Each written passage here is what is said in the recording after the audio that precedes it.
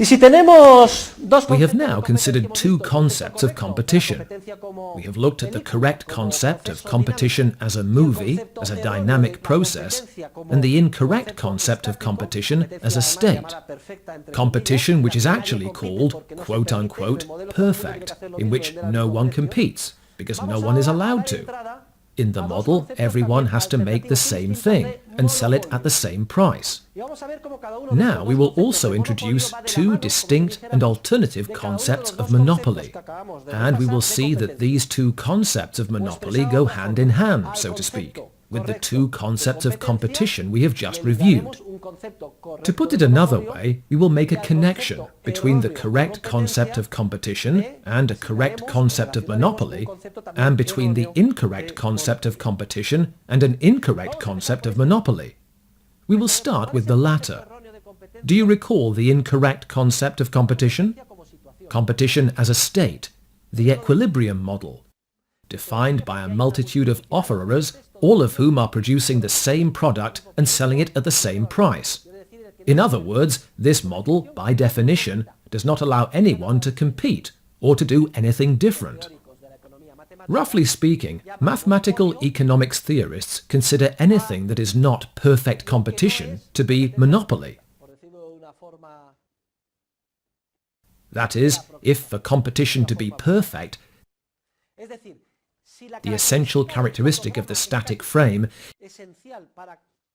is the presence of a very large number of offerers. These economists describe as monopoly another frame, another photograph, another equilibrium state, in which, instead of a multitude, there is the opposite, one seller only.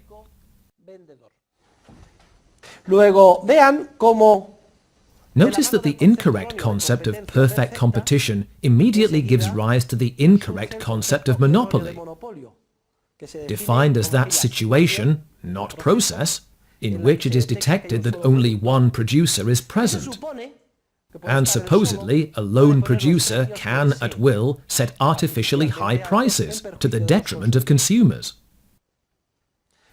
An oligopoly would be somewhere in the middle. The word comes from Greek. Oligo means a few, and polein, to sell. But this concept of monopoly or oligopoly is complete nonsense from the perspective of the dynamic theory of the processes of social cooperation, which are led by entrepreneurs. This will be clear right away. Let us look now at the correct concept of competition. As you will remember, the correct concept of competition is not a frame, but a movie. It is a dynamic process of rivalry, in which entrepreneurs contend with each other in their attempt to be the first to discover or create profit opportunities, and act accordingly to take advantage of them. For once someone has detected a profit opportunity and seized it, that specific opportunity is eliminated from the market. It can no longer be detected or grasped by another human being.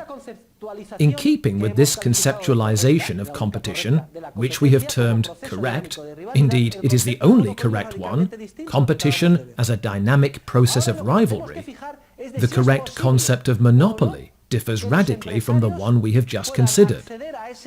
Now we must focus on whether or not it is possible for entrepreneurs to enter this process of rivalry, and we say that monopoly exists only when free access to the entrepreneurial process is blocked in any part of society by the force of the state. The crucial point is no longer whether there is only one seller or a few sellers. The crucial point is whether there is free access, freedom of entry or not, due to systematic state coercion that prevents the free exercise of entrepreneurship in any part of life in society. Furthermore, if we arbitrarily choose a frame from the succession of frames that make up the movie, and when we look at it we see there is only one seller, that is irrelevant from the dynamic point of view.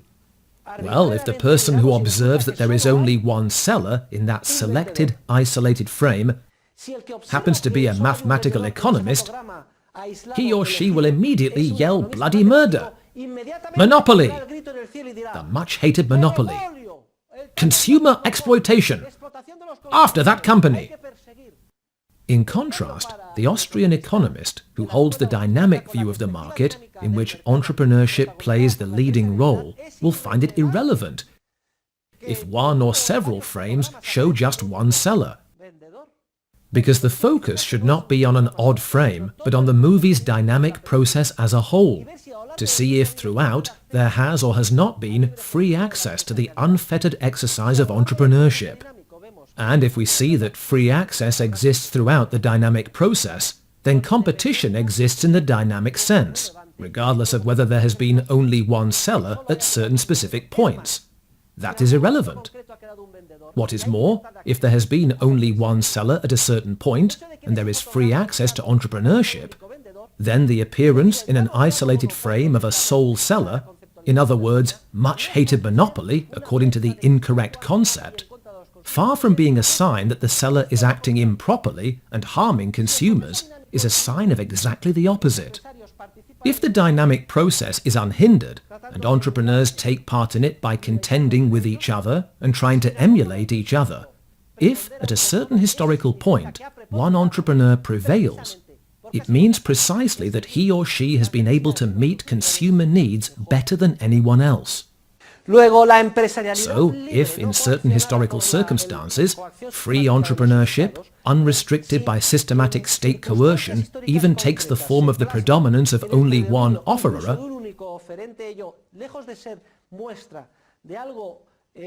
far from a sign that something is wrong or detrimental to consumers, it is a sign of exactly the opposite. The attainment of a monopoly position in a free environment makes it clear that the entrepreneur is serving consumers better than anyone else.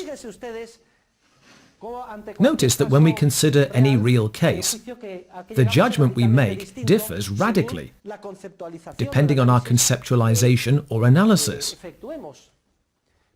For example, the case of Bill Gates and his operating system. He managed to launch and bring to the market a user-friendly operating system that is used by millions and millions of people. And instead of building him a statue or a monument, etc., competition authorities in Europe and the United States went after him, defamed him, fined him. Who is right?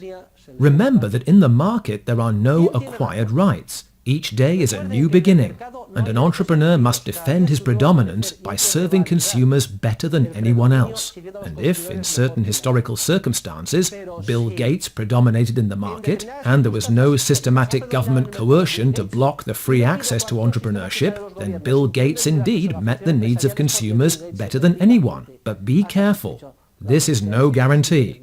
Bill Gates was not in a position to rest on his laurels. Success today is no guarantee of success tomorrow.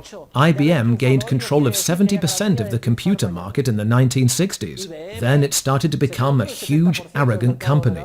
The bosses were presented with a proposal to make small personal computers, and they said, "Oh, that's silly. That'll never make a profit. Goodbye." And what happened? Like General Motors, the company nearly suspended payments and failed. It came very close.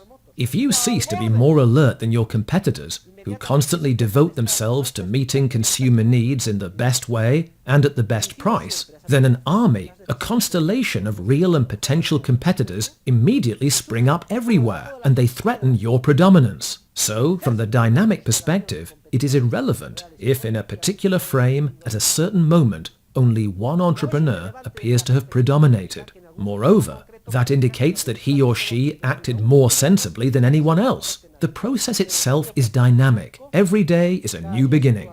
You must continually confirm that you are the best entrepreneur, and if you do not, competitors appear and upstage you.